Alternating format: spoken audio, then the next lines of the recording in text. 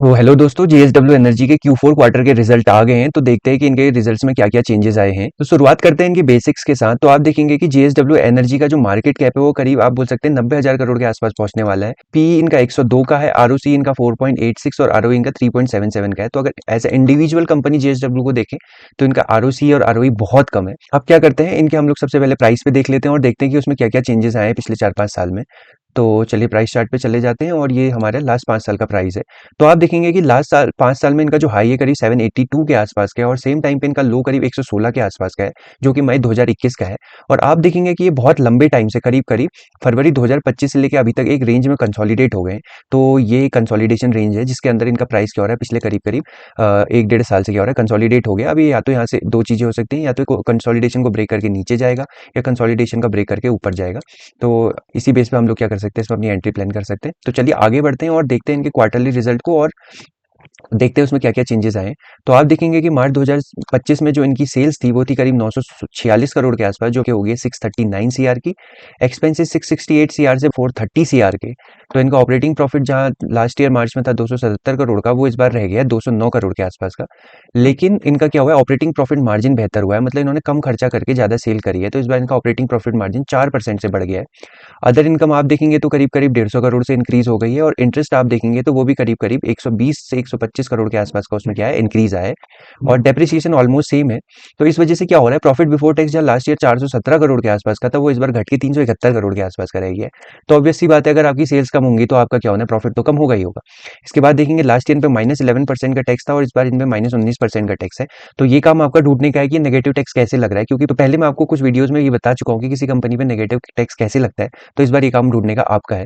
तो net profit जहां इनका 464 करोड़ का था, वो इस बार 442 सीआर का रह गया क्वार्टर ऑन क्वार्टर बेसिस पे। तो एक बार हम लोग क्या करते हैं, इनके बिजनेस को थोड़ा डिटेल में समझते हैं कि ये क्या काम कर रहे हैं। तो इनके जो बिजनेस सेगमेंट है उसमें थर्मल एनर्जी प्रोजेक्ट से इनका करीब करीब आप देख सकते हैं 63% हिस्सा आता है। और उसके बाद रिन्यूएबल एनर्जी सेगमेंट से आप देखेंगे इनका 36% हिस्सा आ रहा है और अदर एसेट से इनका करीब करीब क्या हो रहा है, 1% का इनका रेवेन्यू जनरेट हो रहा है। इसके बाद आगे बढ़ते हैं और कुछ और इनके बारे में देख लेते हैं। तो आप देखेंगे इनके कुछ एक्सपेंशन प्रोजेक्ट भी हैं जिनमें विंड कैपेसिटी ये लोग करीब 2500 मेगावाट से तो इनकी जो विंड की है करीब 2500 मेगावाट की जो कैपेसिटी वो अंडर कंस्ट्रक्शन है। सोलर की करीब 2700 मेगावाट के आसपास और हाइब्रिड की करीब 2000 मेगावाट के आसपास, थर्मल की 350 और हाइड्रो की 240 मेगावाट के आसपास के अंडर कंस्ट्रक्शन है। और कुछ कुछ क्या है, अंडर पाइपलाइन चल रही है, मतलब एग्जीक्यूशन स्टेट में, जिनमें हाइब्रिड 2730 मेगावाट की है, विंड 250 है और सोलर कितनी है, करीब 560 मेगावाट के आसपास की है। तो जेएसडब्ल्यू एनर्जी मेन मेन क्या है, एनर्जी जनरेशन का काम कर रही है। तो चलिए एक बार फिर से इनकी बैलेंस शीट पर जाते हैं और देखते हैं कि इनकी ईयर ऑन ईयर बेसिस पे क्या-क्या चेंजेस आ रहे हैं। तो आप देखेंगे कि लास्ट मार्च 2025 में जहां इन्होंने करीब 3,900 करोड़ के आसपास की सेल्स करी थी, वो इस बार 3,000 करोड़ के आसपास की रह गई है। और आप देखेंगे पिछले 3 साल से ट्रेंड कंटिन्यूअसली डिक्रीज ही हो रहा है। और सेम टाइम पे इनके एक्सपेंसेस 2,700 करोड़ से घट के 2,200 करोड़ रह गए। तो ऑपरेटिंग प्रॉफिट भी इनका 1,200 करोड़ से घट के 1,000 करोड़ के आसपास आ गया है। ऑपरेटिंग प्रॉफिट मार्जिन थोड़ा बेहतर हुआ है। अदर इनकम इनकी 921 करोड़ की है इस बार की और इंटरेस्ट इन पे है करीब 886 करोड़ के आसपास का। तो इतना हाई अमाउंट में इंटरेस्ट होने का मतलब है कि इन्होंने बहुत ज़्यादा अमाउंट में बोरोइंग भी ली हुई है, तो उसको अभी बाद में चेक करेंगे। और इस बार इनका डेप्रिसिएशन करीब 225 करोड़ के आसपास का है। तो इनका प्रॉफिट बिफोर टैक्स लगभग 1300 करोड़ के आसपास से घट के करीब 800 करोड़ के आसपास रह गया है। और इस बार इन पे नेगेटिव टैक्स लगा है -4% का, जिससे इनका net profit last year 1200 crore से घट के इस बार क्या हुआ है, करीब 850 करोड़ के आसपास का रह गया है। तो आप देख सकते हैं कि जेएसडब्ल्यू की परफॉर्मेंस अगर as a stand alone company देखे तो कंटिन्यूअसली गिर ही रही है। मतलब क्या हो रहा है, तो इनकी सेल्स घट रही है, इनके रेवेन्यू घट रहे हैं, इनका प्रॉफिट, सारी चीजें घट रही हैं as a stand alone company.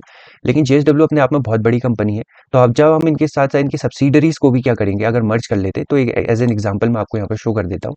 तो जब हम लोग क्या करेंगे, इनकी सब्सिडरीज को भी करेंगे तो यहाँ पर पूरा का पूरा पिक्चर चेंज हो जाएगी। तो आप देखेंगे जहाँ इनका नेट प्रॉफिट हाईएस्ट है 10,000 करोड़ के आसपास, वहीं पर नेट प्रॉफिट भी हाईएस्ट है करीब 2700 करोड़ के आसपास। तो ये जेएसडब्ल्यू एनर्जी और उनकी सब्सिडरीज का ओवरऑल पिक्चर है। लेकिन जब हम केवल जेएसडब्ल्यू एनर्जी की परफॉर्मेंस को देखेंगे तो आप देखेंगे कि वो करीब 800 करोड़ के आसपास ही रहेगी, मतलब कंटिन्यूअसली घट रही है।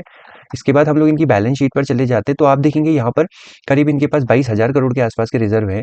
लेकिन सेम टाइम पे इन्होंने करीब 14 से 15,000 करोड़ के आसपास भी बोरोइंग ली है।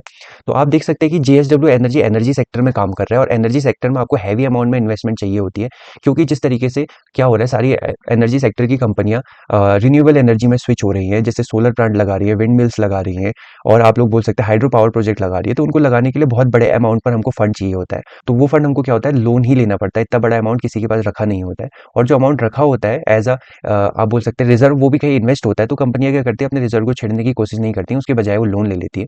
तो इसलिए आपको जो यहाँ पर हैवी अमाउंट में लोन दिख रहा है, वो इसलिए दिख रहा है क्योंकि ये क्या कर रहा है, अपने को कंटिन्यू एक्सपेंड कर रहे हैं, इस वजह से इन पे लोन आ रहा है। तो इसके बाद आप देखेंगे current work in progress 216 crore का है। तो जहां मैं एक तरीके से बोल रहा हूँ कि लोन इन्होंने 14,000 करोड़ का लिया है, लेकिन करंट वर्क इन प्रोग्रेस इनके पास कुछ नहीं है। तो ऐसा कैसे? ऐसा इसलिए क्योंकि जेएसडब्ल्यू जो भी लोन ले रहा है, वो उसको क्या कर रहा है, अपनी सब्सिडरीज को पास ऑन कर दे रहा है। मतलब इनकी इनकी जो कंपनीज हैं, जेएसडब्ल्यू की भी अपनी खुद की सब्सिडरी कंपनियां होती हैं जो कि रिन्यूएबल सेक्टर में काम कर रही हैं। तो जेएसडब्ल्यू खुद लोन लेके उस लोन को अपनी सब्सिडरीज को दे दे रहा है। इसलिए क्या हो रहा है, यहाँ पर हमको ये बोरोइंग्स दिख रही है। तो अब क्या हो रहा है, इसके अलावा इन्होंने इन्वेस्टमेंट भी करके रखी हुई है, आप देख सकते हैं करीब 29,000 करोड़ के आसपास की। तो इनके पास बहुत अच्छे अमाउंट में भी इन्वेस्टमेंट है। लेकिन हम लोगों को ये बात समझने की कि ये जो बोरोइंग्स है, इनके पास जो इनके रिजर्व है, वो इनके ऑलमोस्ट बोरोइंग से क्या है, करीब 8 से 10,000 करोड़ ज्यादा है। और इसके अलावा इनके पास इन्वेस्टमेंट भी है 30,000 करोड़ के आसपास की। तो इनके पास खुद का कैश बहुत ज्यादा है, लेकिन ये फिर भी बोरोइंग्स ले रहे हैं। तो इसका मतलब ये क्या है, इनको बोरोइंग्स ज्यादा फायदेमंद लग रही है कंपैरेटिवली अपने रिजर्व और अपने इन्वेस्टमेंट को छेड़ने के। तो इसीलिए इन्होंने क्या करा हुआ है, यहाँ पर इस तरीके का चीजें करी हुई है। तो इसके बाद हम लोग इनकी शेयर होल्डिंग पैटर्न्स पे चले जाते हैं और देखेंगे कि इनकी शेयर होल्डिंग पैटर्न 74.6% से घट के प्रमोटर्स की अभी रह गई है 69.4%। एफआईएस 5.1% से बढ़ के हो गए 9.7%, और डीआईएस 9.5% से है 14.2% के आसपास। तो यहाँ पर से हमको एक चीज समझ में ये आ रही है कि जो भी एफआईआईस और प्रमोटर्स की शेयर होल्डिंग में जो भी ड्रॉप आया है, वो सारा का सारा क्या करा है, ड्रॉप किसने अपने में ले लिया है, वो मतलब बाई कर लिया है। आप बोल सकते हैं डीआईएस ने। तो सारे के सारे शेयर जो बाई हो रहे हैं, वो डीआईएस के थ्रू बाई हो रहे हैं। और सेम टाइम पर जहाँ पब्लिक आप देख सकते हैं कि 10% के आसपास थी 2023 में, वही अभी 6.4% के आसपास रहेगी। मतलब पब्लिक की शेयर होल्डिंग में भी ड्रॉप आ रहा है। तो इससे हमको ये चीज समझ में आ रही है कि क्या हो रहा है कि जो भी हमारे पास प्रमोटर्स और आप बोल सकते हैं पब्लिक की शेयर होल्डिंग में ड्रॉप आया है, वो सारा का सारा ड्रॉप किसने एब्जॉर्ब कर लिया है, वो कर लिया है एफआईआईस और डीआईआईस ने। तो ये जेएसडब्ल्यू एनर्जी का एनालिसिस था। तो आई होप आपको एनालिसिस पसंद आया होगा। तो अगर आपको एनालिसिस पसंद आया तो वीडियो को जरूर लाइक करिएगा। तो चलिए मिलते हैं नेक्स्ट वीडियो में, तब तक अपना ख्याल रखिए।